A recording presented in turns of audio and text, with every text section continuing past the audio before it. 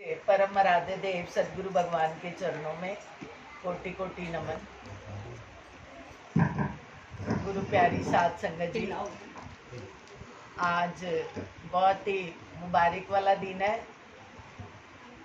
आज हमारे जनक आंटी के घर में दूर दराज से संगत आई है, उनके बहन भाई रिश्तेदार आए हैं और गुरु महाराज जी के प्यारे प्यारे बच्चे आए। सबने अपनी अपनी श्रद्धा से प्यार से पूरा जोर लगा के गाया। मुझे नहीं पता आप सबने गाया है कि नहीं, पर बोलने वालों ने कोई कसर नहीं छोड़ी, सबने जोर लगाया। देखो, जब कोई दुनिया की बात होती है तो हम सोचते हैं कि यहाँ भाई मेरे को कम नहीं दिखना चाहिए, कुछ ऐसा करना चाहिए कि मैं सबसे फर्स्ट सुंदर नजर आऊं। तो यहाँ भगवान के द्वारे में बोलने में भी शर्म लगती है? घर में दो औरतों को बात करने बिठा दो ना, 4 घंटे बंद नहीं करती। और भगवान जी के नाम के लिए 2-4 बार जयकारा लगाना पड़ेगा तो इनका तो काम है, जयकारे ही लगाते जा रहे। जयकारे में कितनी ताकत है आपको पता है? कि कोई जो कुछ नहीं कर सकता, मात्र जयकारा लगाता है, वो आवाज भी भगवान तक पहुंचती है। कहते आवाज दिल से निकले तो अर्श हिला जाती है।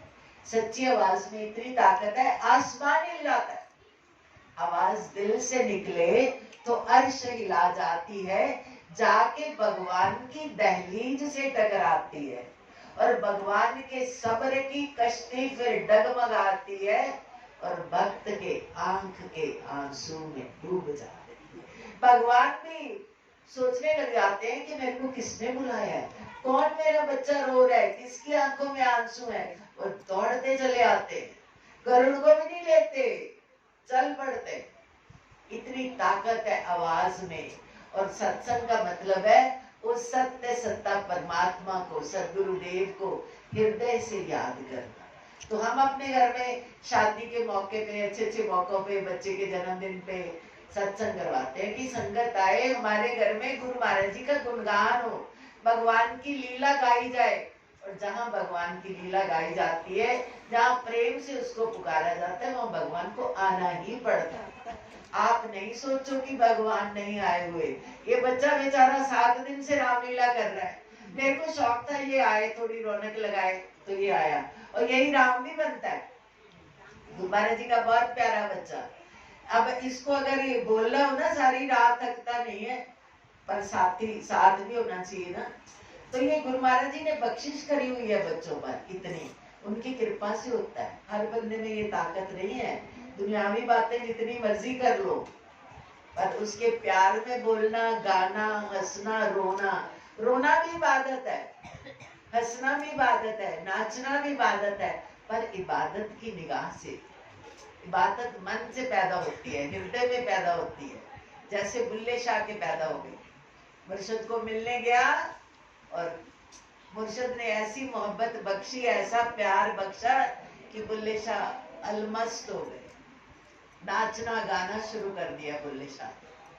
तभी कहते हैं नचना भी इबादत बन जाता, पर नचने दाजे जज हो। नाचना आता हो, वो नाचना जिसे ठाकुर रीच है। और बुल्ले शाह को आपको पता है, बुल्ले शाह से सदगुरु नाराज हो गए। नाराज कैसे हुए कि वो कहते हैं सारे आओ, पर बुल्ले शाह मेरे दरवाजे पे ना आए। इनायत शाह फकीर उसके गुरु थे, वो नाराज हो गए और बुल्ले शाह को मना कर दिया। अब बुल्ला सोचने लगा कि बड़ी मुश्किल से आधी जिंदगी गुजर गई तो पीर मिला, अब पीर नाराज हो गया तो क्या करूं। तो किसी ने बताया कि तू वो कर जो पीर को बहुत पसंद है। तो उसने पीर के प्यारों से पूछना शुरू किया कि गुरु महाराज जी को क्या अच्छा लगता है। कहते गुरु महाराज जी को नाचना और गाना अच्छा लगता है, और महाराज जी कभी कभी मौज में आते हैं तो वेश्या के डेरे से उनको बुलाते हैं बच्चियों को, वो नाचती है और गुरु महाराज जी खुश होके पैसे बांटते हैं और बहुत खुश हो जाते हैं। अब बुल्ले ने सोचा नाचना सीखने फिर उन्हीं के पास जाना चाहिए। बुल्ले शाह ने 12 साल वेश्या के हुक्के भरे, उसको हुक्का पीने की आदत थी। कोई भी अपना गुण जल्दी से नहीं देता। उसने कहा पहले तो तू मेरी सेवा किया कर, मेरा हुक्का भरा कर। कई काम 12 साल गुजर गए उसको सेवा कराते, करते करते करते करते उन्होंने उसको नाचना सिखा दिया। अब तड़प उसके दिल में है, वो इसलिए नहीं नाचता कि मुझे नाचना है, इसलिए नाचता है कि ऐसा नाचना है कि मेरा पीर राजी हो जाए, किसी तरह मेरा पीर खुश हो जाए। अब 12 साल हो गए, गुरु साहब की ऐसी मौज, उन्होंने भी नहीं बुलाया वेश्याओं को, वो कवालियां लगवाई नहीं वहां पे। अब बुल्ले का रो रो के बुरा हाल है, सदगुरु अब तो मैं थोड़ा सा तेरे को राजी कर सकता हूँ, कभी तू मेरे को बुला तो ले, कभी मैं तेरे दर पे आ तो जाऊं। ऐसी मौज आई तो उनको बुलाया गया। वो जो वेश्या जहाँ ये रहता था, सेवा करता था और सीखता था, उनको गुरु साहब ने कवालियों के लिए बुलाया। अब बुलाया तो ये भी लड़की बन के चला गया, इसने वो गगरा डाल लिया, घूंघट निकाल लिया और चला गया। तो उन्होंने जब पीर साहब ने कहा कि आप तुम गाओ और नाचो, तो उसने कहा था माता जब महाराज नाचने को बोले ना मेरे को आगे कर देना, मेरे को आज महाराज जी को, गुरु महाराज जी को रिझाना है, राजी करना है। वही बात हुई, महाराज तो मौज में आ जाते हैं, फकीर जितनी जल्दी नाराज होते हैं उतनी जल्दी राजी भी हो जाते हैं। वो राजी हो गए, खुश हो गए, और उन्होंने बोला, जब उन्होंने बहुत अच्छी कवालियां गाई तो नाचने लगी तो खुला भी गया बीच।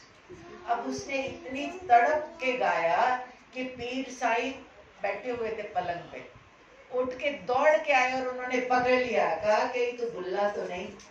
फट से उसने चरण पकड़े, कहता शहनशाह मैं बुल्ला नहीं, मैं पुल्ला है, मैं भूल गया हूँ, मुझे माफी दे दो, मुझे क्षमा कर दो शहनशाह, 12 साल हो गए मेरे को तड़पते। सतगुरु राजी राजी हो गए और उन्होंने कहा तू बुल्ला नहीं, तू बुल्ले शाह हो गए। फकीरों की डिग्री है, जैसे संतों की डिग्री है, परमहंस है, परिव्राजकाचार्य है, क्या क्या क्या क्या, इनकी अनंत अनंत डिग्री है। तो मुसलमानों में भी फकीरों में डिग्री है, तो शाह बहुत बड़े फकीर को कहते हैं।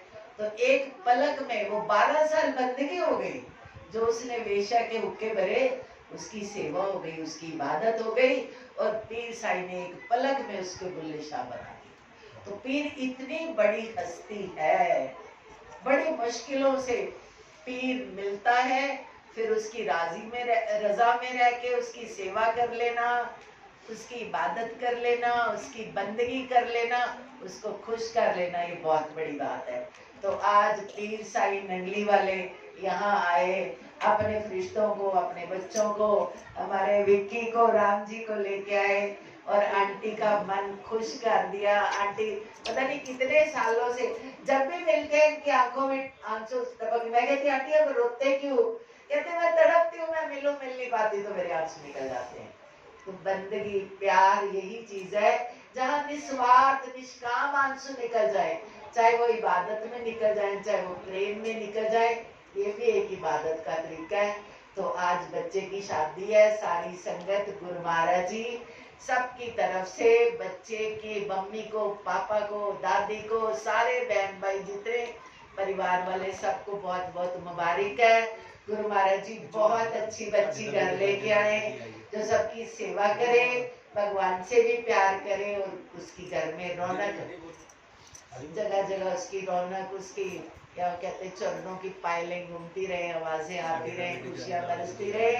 तो गुरु महाराज जी की तरफ से सबको बहुत बहुत प्यार भरा आशीर्वाद। अब मैं बेटे को कहूंगी यहाँ आके वो आशीर्वाद महाराज जी का ले लें, और उसके बाद सब आरती करेंगे।